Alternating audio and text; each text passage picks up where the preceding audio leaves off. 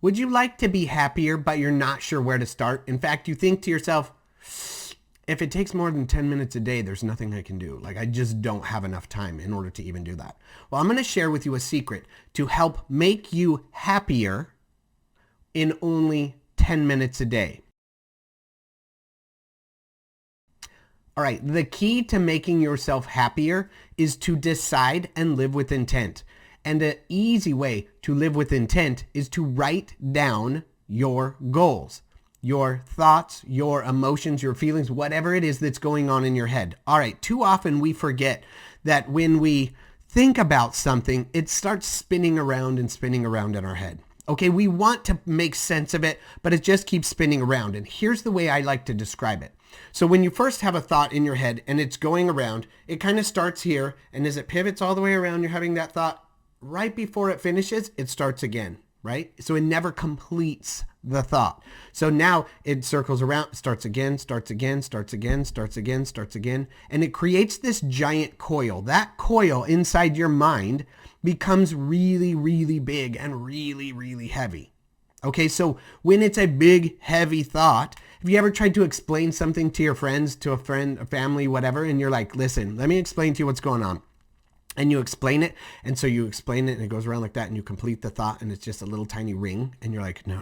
Okay, it's bigger than that in my head. I can't seem to get the words out. I'm not being able to explain it right because it's this big, giant, heavy, emotional thing. But when I say it, it just seems like a little tiny thing, and I don't understand why. That's why. Because instead of it creating a coil and becoming something giant, it's a simple little thought. Thoughts shouldn't be heavy.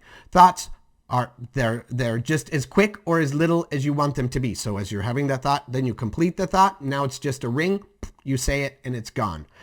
Okay, saying it out loud is awesome. And if you have somebody to talk to, great, go ahead. But typically speaking, especially when you're trying to tell someone something and you get a little frustrated because it's not coming out the way you want, it takes longer than 10 minutes. So if you only want to spend 10 minutes and improve the happiness of your life, start a journal. Okay, I don't care how you start that journal. You can start it on paper. Okay, you can just start writing things down, write yourself a letter, mail it to yourself, or throw it in the trash. Like, I don't care.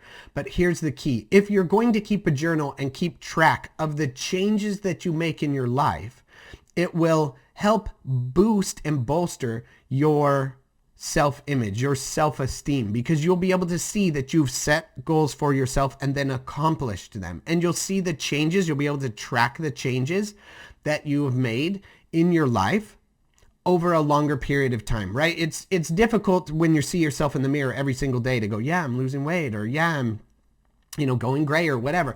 You don't see it. But when you go back and you look at a picture of yourself 6 months, 8 months, 10, a year before that, you're like, geez, man, things have changed a lot.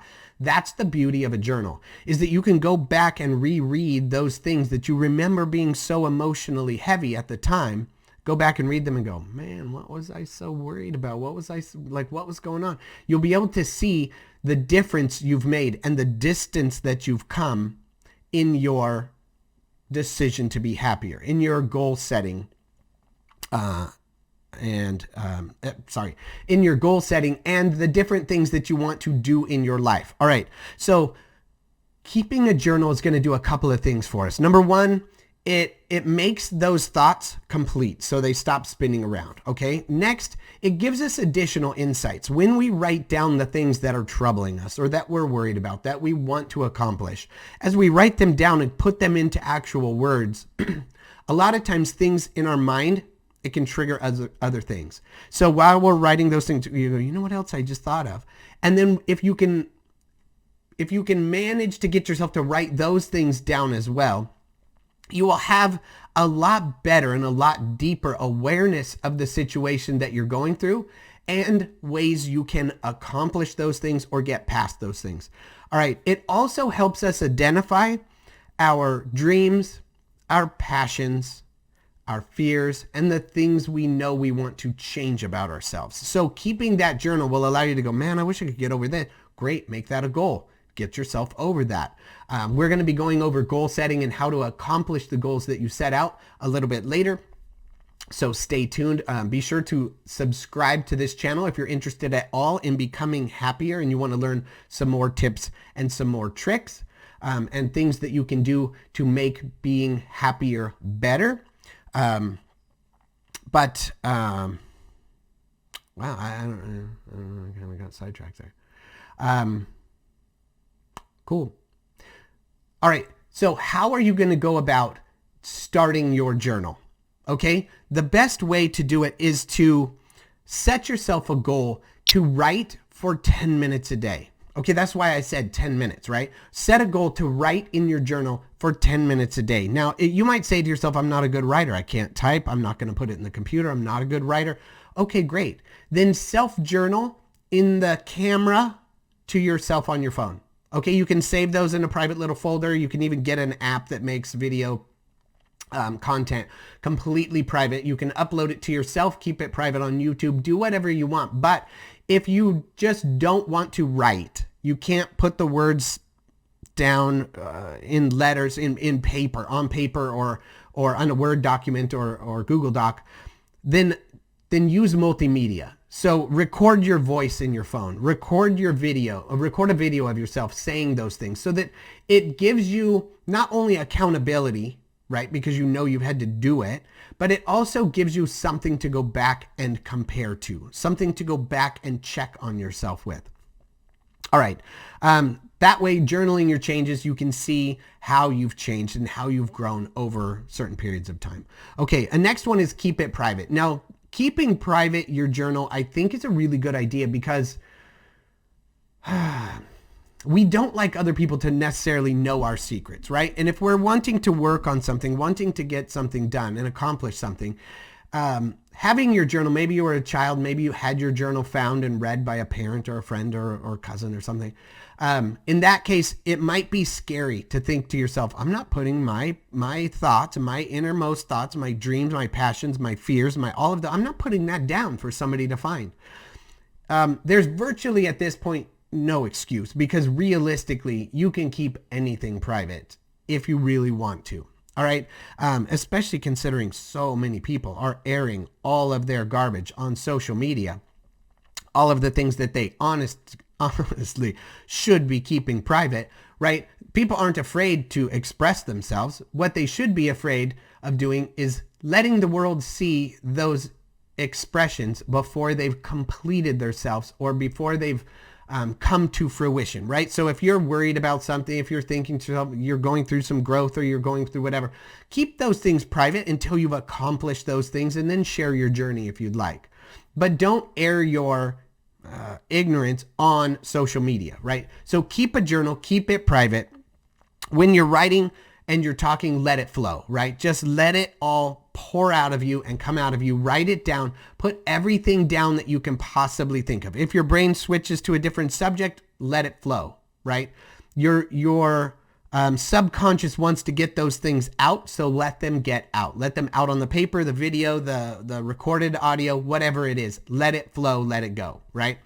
Once that's all done, you can always go back, tweak, fine-tune, erase, eliminate what you don't want in there. But by doing that and allowing your mind to sidetrack, you'll end up down little rabbit holes where you didn't think you'd necessarily end up, but it may just be the insight you needed to complete that little goal or thing that you set out for yourself. All right, I don't want to take too much time on this video to go over more about journaling, but we will be going more over journaling, goal setting, and accomplishing the things you want to in order to stay and be happier. Oh yeah, let me tell you the little tip that I was supposed to tell you that I was going to tell you this at the beginning of the video, but anyway, here we are. Journaling is actually a drug-free antidepressant. Okay, so by journaling and keeping all of your thoughts, pouring all of the thoughts and everything that you're having inside your head that you would be carrying out onto paper, you actually free up that space in your mind for a calmer, more relaxed self.